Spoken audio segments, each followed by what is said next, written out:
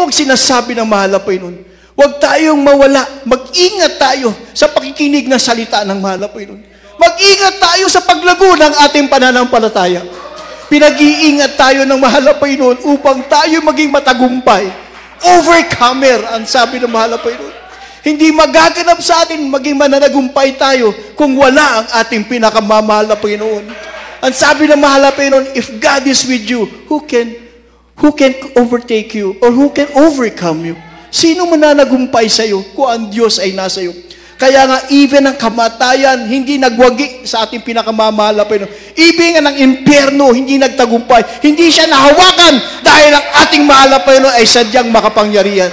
Yun ang ating pinag-iingatan. Yung tumawag sa atin, na pagtrabaho natin ang ating kaligtasan na merong kapangyarihan at merong pananalangin ng mga totoong tao ng Diyos. Even in our lives, sabi nga, hindi natin pwedeng abutin ang abot ng ating kagalang-galang na mahal na pastor. Kaya patuloy silang nananalangin na ang habag at awa ng mahal na Panginoon umabot sa bawat isa sa atin. Umabot sa ating hangganan. Umabot sa ating buhay na walang ibang mahalaga kundi masunod ang kalooban ng mahal na Panginoon. Ang ating minamahal at kagalang-galang na mahal na pastor, saksi po ang mga beloved children. Sabi nga, hindi nila mayakap ang ating kagalang-galang na mahal na pastor. And dearest honorable assistant, dearest mama, pwedeng lang mahagkan, mayakap. Pero ang ating minamahal, kinagalang na mahal na pastor, palagi nasa luhod ng pananalangin. Palaging nasa pag-aayuno. Palagi kinonsider ng ating lalo na't higit ng ating mahal na pastor, ang kanyang mga anak ay tayong lahat na tinawag ng ating pinakamamahal na Panginoon. Kaya nga sabi, kung tayo ay pinag-iingat ng mahal na Panginoon, anong sinasabi ng mahal na Panginoon? Maging pantas kayo. Be wise. Being careful is kasama ang pagiging pantas. Sabi nga, hindi tayo pwedeng lukuhin. Hindi tayo pwedeng samantalahin ng kung sino man. Sabi nga dito po, mga minamahal, sa Proverbs 9:10, ang pagkakatakot sa Panginoon ay pagsimula ng karunungan at ang pagkakilala sa banal na kaunawaan. For the fear of the Lord is the beginning of wisdom. Bakit? Bakit sinabing ang pagkakilala sa mahal na Panginoon? Because sabi sa John 1:14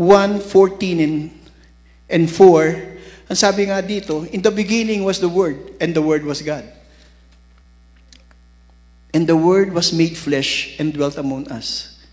In Him was life, and life was the light of men. So ang mahal na Panginoon bilang salita, ang salita ay ang Diyos. At siya'y nagkatawang tao upang tayo ay tubusin sa ating mga kasalanan. Sinamahan tayo ng ating minamahal na mahal na Panginoon. At sabi nga, ang buhay na binigay ng mahal na Panginoon ay ilaw ng taong lalandasin o lalakaran. Bakit? Ang sabi nga, sa salita na nagkatawang tao at namuhay sa atin upang ipaliwanag ang kanyang kapangyarihan. Sabi sa Psalms 119:105, ang sabi rito, the Word is a lamp unto my feet, and a light unto my path. Sinabi rito, ilawan. Ilawan ang salita ng mahal na Panginoon. Kung alam mo ang tinatawag na ilawan, dala-dala mo. Hindi siya kino-compare sa mga ilaw na yan, na kung pumunta ka sa labas, madilim. Pero kung dala-dala mo ang ilawan, kahit saan ka pumunta, may liwanag.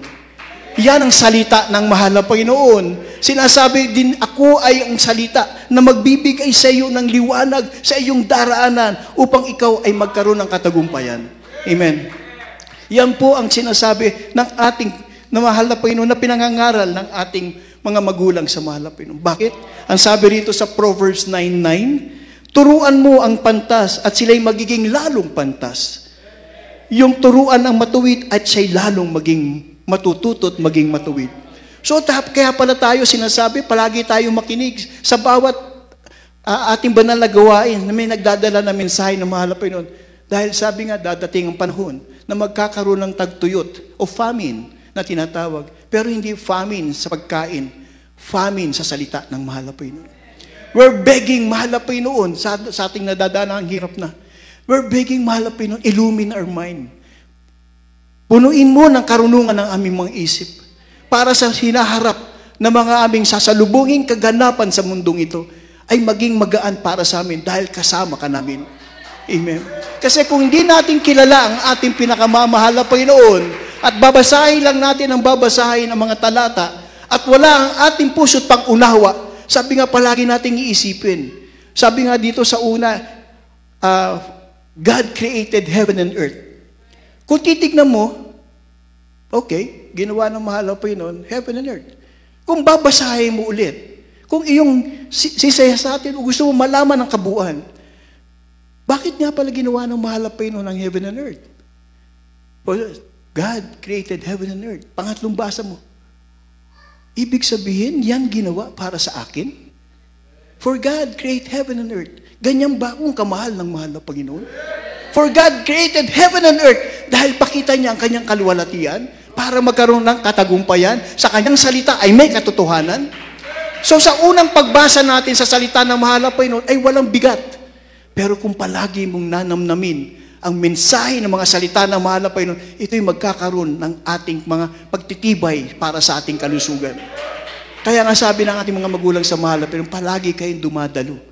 For faith coming by hearing and hearing the word of God. Hindi yung pupunta tayo dito. Yes, narito tayo. Ngayon, ilang oras na rin tayo narito.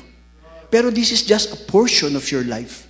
The true time or the true life in us is after the service. Tanungin ko, saan niyo po ginagamit ang inyong buhay? What is inside your heart after we leave this blessed service? Dito, we can feel the blessed Spirit ng mahal na Panginoon. Talaga napupuspos tayo, tumutulo ang ating mga luha. Nakikita natin ang mga kabutihan ng mahal na Panginoon. Nadidinig natin ang mga kamanghamangang gawa ng mahal na Panginoon sa mga bawat patutuo. Paglabas po dito, nasa ng tibay ng pananampalatayang hawak-hawak natin. Ang sabi nga, ang anak ng mahal na Panginoon, sa loob at labas ng banal na gawain at sa totoong buhay natin, anak tayo ng ating pinakamamahal na Panginoon. Amen. Ano sabi dito sa Proverbs? Sa Proverbs 8:33.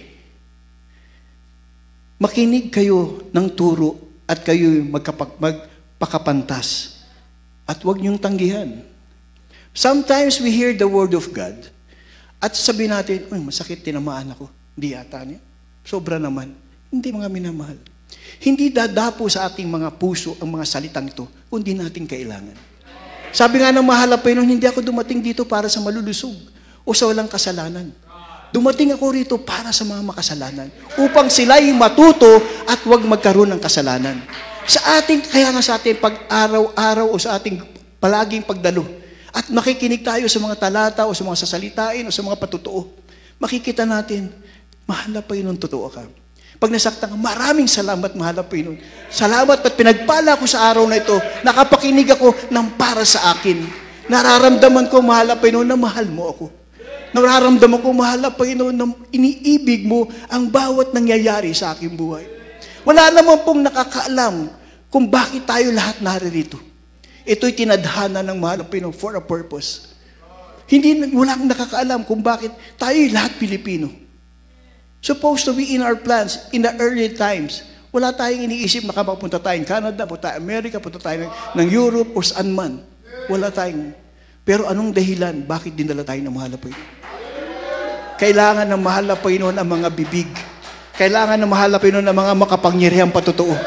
Kapangyarihan na nagmumula sa ating pinakamamahal na Panginoon. Yan ang hinahanap ng mahal na Panginoon. I call you for a purpose. Tinawag ko kayo para sa aking gawain. You are not there because gusto nyo lang magkaroon ng benepisyo. Ang benepisyo ay bahagi lamang ng isang pagpapala.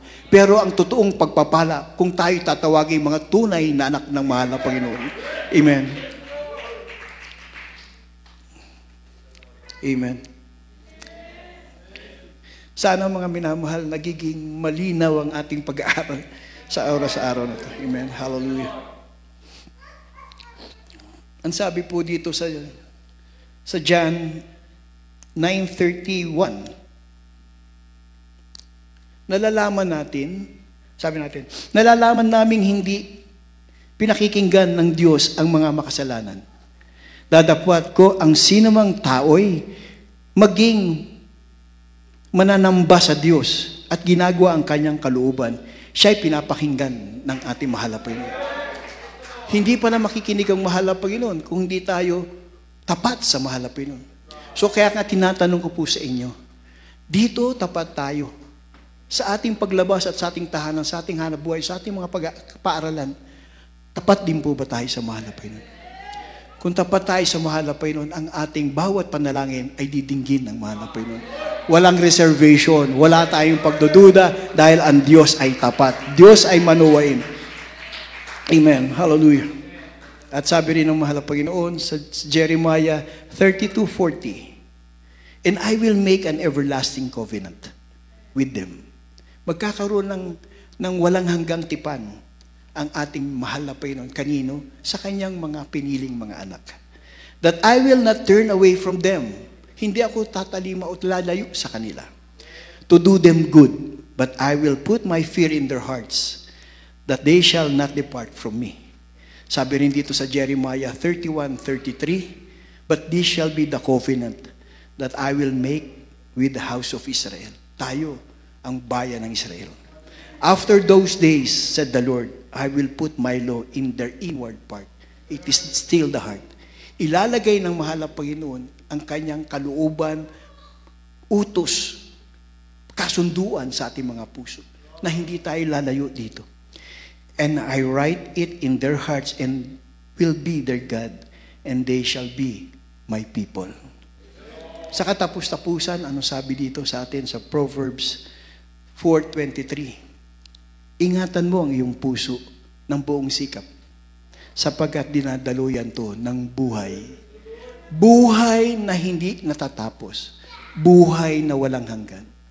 Mga minamahal, sa ating pagtatapos, hinihingi ko mga minamahal, na sa ating pagdating ng araw ng linggo, sa ating pagsalubong, sa ating anniversary, ipresenta natin ang ating mga puso sa ating mahal na Panginoon na dalisay.